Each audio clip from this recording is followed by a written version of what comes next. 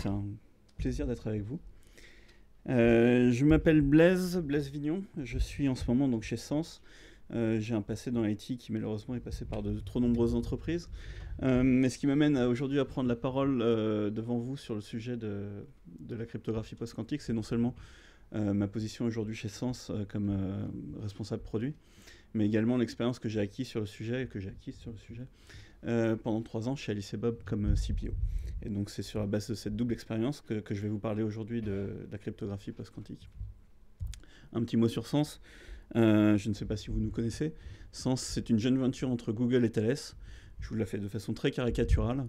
Il s'agit de data centers opérés par Thales, dans lesquels il y a du matériel et du software fourni par Google. Et ça, ce que ça permet, c'est de fournir aux consommateurs de cloud un cloud qui a pour vision d'être fonctionnellement équivalent à celui de Google, mais entièrement opéré par un acteur français. Pourquoi est-ce que j'en parle maintenant dans cette discussion ? C'est parce que vous allez voir que dans les recommandations qu'on va vous faire, et pas seulement moi, sur la cryptographie post-quantique, le choix de vos acteurs de chiffrement est absolument clé. Comment est-ce que vous allez changer rapidement vos clés, comment est-ce que vous allez faire évoluer rapidement vos méthodes de chiffrement. Et le cloud est une des méthodes qui permet de répondre à cet enjeu-là. Voilà pour Sens et pourquoi est-ce que c'est pertinent aujourd'hui de parler de cloud dans cette conférence sur le post-quantique. Et tout de suite, je voudrais qu'on rentre dans la technique. Alors, j'ai déjà pitché plusieurs fois l'impact du calcul quantique sur notre monde futur. Et il y a un peu deux manières de le faire. Il y en a une où je vous explique ce que c'est que l'informatique quantique. Et une fois que vous avez compris ce que c'est que l'informatique quantique, je vous explique l'impact. Donc j'ai déjà essayé ça marche pas très bien. D'abord parce que je suis pas excellent prof en physique, et puis dans le temps qui nous est imparti, j'ai pas le temps de vous expliquer ce que c'est que l'informatique quantique. Et donc on va rester très en surface sur les concepts, si vous voulez bien. Et le concept de base, c'est qu'en informatique classique, il y a le concept de bit, que vous connaissez. Un bit, c'est... ici j'ai mis une LED, mais ça peut être un peu n'importe quel objet physique. C'est quelque chose qui peut avoir une valeur 0 ou 1. Et dans le monde quantique, cette notion d'information binaire existe aussi. On appelle ça un qubit. Souvent on l'écrit Q-B-I-T. Et un qubit, c'est la représentation logique de ce que c'est qu'un objet quantique. Et un objet quantique, pour ceux qui ont fait un petit peu de physique, vous le savez peut-être, ça a la propriété que ça peut être superposé, donc ça peut être dans 2 états en même temps. Ça peut être aussi intriqué, c'est-à-dire que 2 objets quantiques vont avoir une relation qui est non causale, mais ils vont être liés. C'est-à-dire que quand l'un va être 1, l'autre va être forcément égal à 1. Et quand l'un va être 0, l'autre va être forcément égal à 0. Et le troisième point, qui est peut-être moins connu, c'est qu'un objet quantique, ça n'a pas une dimension 0 ou 1, mais ça a en fait 2 dimensions, et donc souvent on le représente sur une sphère. Je m'arrête là, parce que mon point ici, c'est pas de vous expliquer ce que c'est qu'un qubit, c'est de vous expliquer que c'est légèrement différent d'un bit. C'est mathématiquement plus complexe. Et on peut y encoder plus d'informations, et on peut y encoder de l'information de façon intéressante, puisqu'on peut l'encoder de façon superposée et intriquée. Et donc, du fait qu'on a à la fois cette superposition, cette intrication et cette densité d'informations plus grande, on a accès avec l'informatique quantique à des méthodes de calcul et des algorithmes de calcul qui n'existent pas sur l'informatique classique. Donc sur l'informatique classique, je vous ai mis ici un circuit très simple qu'on peut faire avec des bits, c'est le circuit de l'addition. Pour ceux qui ont fait un petit peu d'électronique, vous le reconnaissez. Je vous ai mis le même circuit de l'addition ici pour l'informatique quantique. Donc il y a cette notion de circuit qui existe aussi, mais sans rentrer dans les détails, vous voyez qu'ici, il y a une porte qui est différente, qui est la porte de mesure, qui permet de passer du monde quantique au monde classique. Et dans cette porte de mesure se cache beaucoup de magie, à la fois de façon algorithmique et même de façon physique, parce qu'en fait la réalité c'est que si vous demandez à un physicien qu'est-ce qui se passe physiquement dans cette porte de mesure, c'est encore un problème ouvert, on ne sait pas bien. Mais donc encore une fois, sans entrer dans la physique, le point que je veux que vous reteniez de ce slide, c'est grâce au calcul quantique, on a accès à de l'informatique qui n'est pas l'informatique de Turing, qui est une nouvelle informatique, et donc à des nouveaux algorithmes. Alors par quel objet on y a accès ? On y a accès par des objets quantiques. Il y a plein de types d'objets quantiques. Les photons sont des objets quantiques, donc les gens fabriquent des puces quantiques à base de photons. Ici en haut à gauche, c'est une puce quantique qui est à base de photons. En bas à gauche, c'est un ordinateur quantique qui est fabriqué par la startup Pascal qui est basée à Saclay. Ici, l'objet quantique, c'est un atome de rubidium. Donc ils attrapent des atomes de rubidium dans des lasers, ils les manipulent. Et à droite, c'est la modalité, quand vous pensez à ordinateur quantique, vous pensez peut-être à celle-là. C'est l'ordinateur quantique superconducteur. Donc c'est des circuits électroniques qui sont refroidis à 10 millikelvin. Donc l'objet au-dessus, c'est un frigo qui permet de descendre à 10 millikelvin. Et l'objet en dessous, c'est une puce, comme vous pouvez avoir une puce électronique, sauf qu'elle est supraconductrice. Voilà, c'est 3 manières de faire un objet quantique. Il y en a d'autres, hein. Il y a énormément de startups, je pense qu'il y en a 30 ou 50 à travers le monde qui aujourd'hui essayent de construire un ordinateur quantique. Et toutes ces startups vont utiliser, des startups d'ailleurs ou des grands groupes, hein, parce que la puce qui est ici, c'est la puce de Google.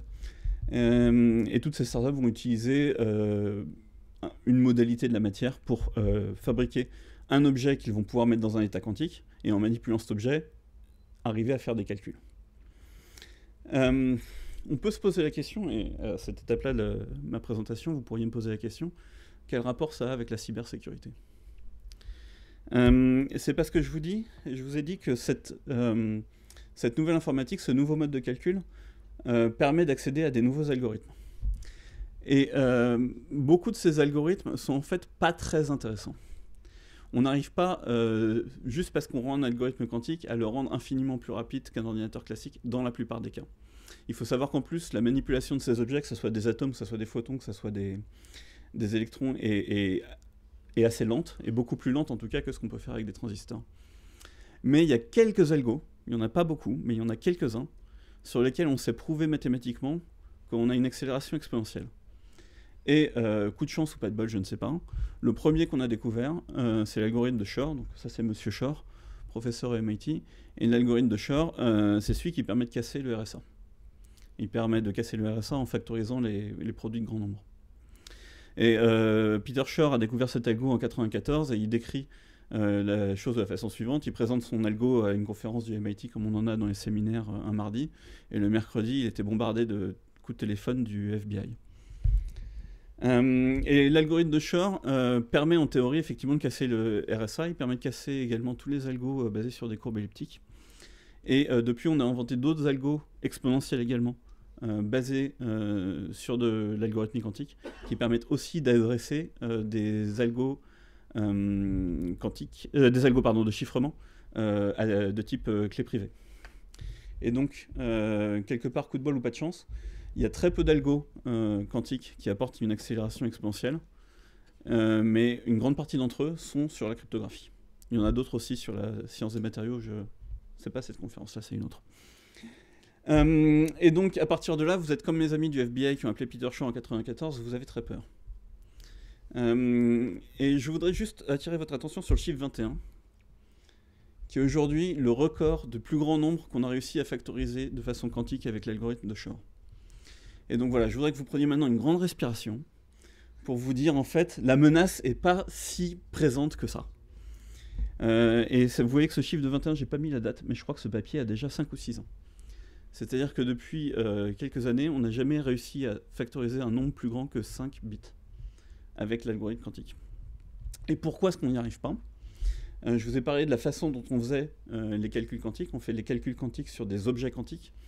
Je vous ai dit que ces objets quantiques, c'était des photons, c'était des électrons, c'était des atomes. Il y a quelque chose qui devrait vous frapper, c'est que c'est quand même des objets qui sont extrêmement petits. Et donc l'information qu'on arrive à y encoder est extrêmement fragile. On passe son temps dans l'informatique quantique à perdre l'information qu'on met dans les qubits. Il y a un autre élément dont je ne parle pas aujourd'hui, qui est en plus de ça le calcul sur ces atomes, ou ces photons ou ces électrons, est relativement plus lent que ce qu'on peut faire sur des transistors. Mais je voudrais juste m'attarder un moment ici sur cette idée d'information. Quand on encode un qubit, il a tendance à perdre son information très rapidement. Vous voyez ici qu'on a des taux d'erreur qui vont du 10-1000, ouais, c'est ça, du 1 millième au 1 dixième. Je ne sais pas si vous avez en tête le taux d'erreur d'une mémoire RAM, mais on a des dizaines de zéros de différence entre les taux d'erreur qu'on a sur une mémoire RAM par rapport au taux d'erreur qu'on a sur un qubit. Et donc il faut mettre en place de la correction d'erreur, hein, comme on le fait sur la RAM, comme on le fait sur les disques durs, comme on le fait sur les réseaux.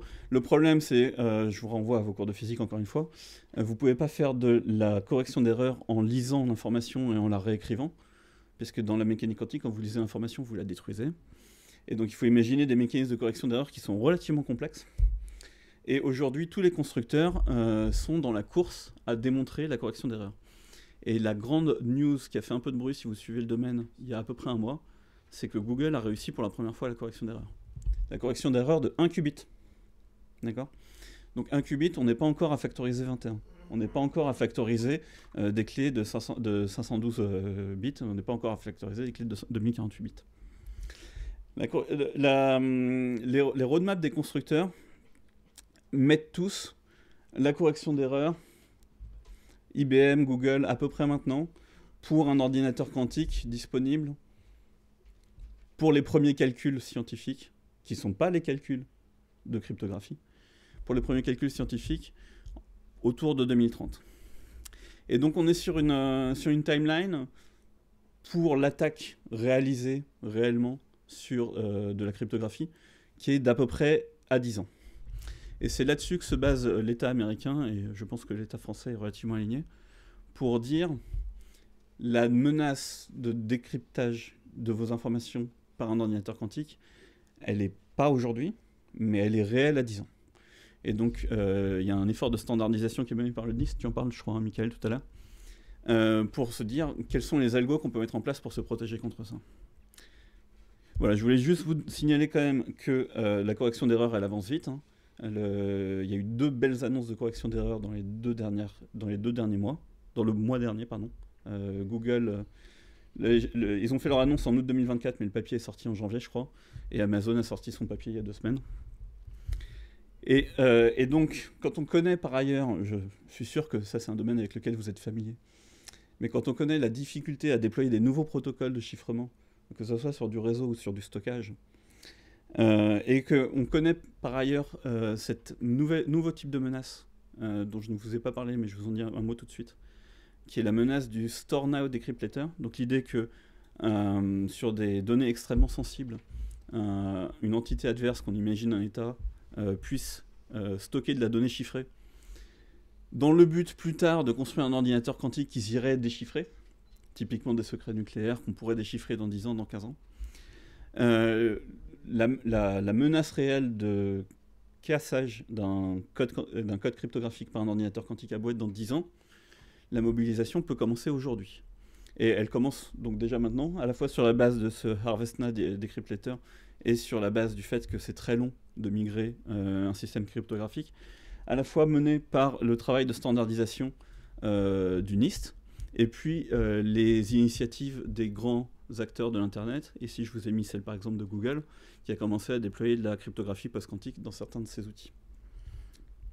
Et c'est pour ça que je termine sur les recommandations que je donne généralement quand on me pose cette question-là. Il n'y a aucune raison de paniquer. En revanche, il peut être intéressant, si c'est votre type d'environnement, d'identifier les données qui peuvent être concernées par le Store Now Decrypt Letter ou HarvestNet Decrypt Letter, de prévoir comment est-ce que vous allez déployer vos nouveaux algorithmes de chiffrement. Dans toutes les entreprises, il y a du hardware où c'est plus difficile de déployer des algorithmes de chiffrement.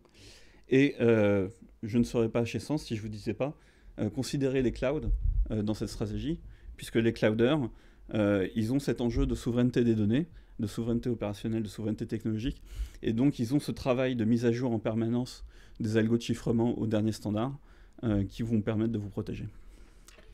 Voilà, je ne sais pas s'il y a des questions, sinon on les prend peut-être après, et je laisse tout de suite la parole à Michael.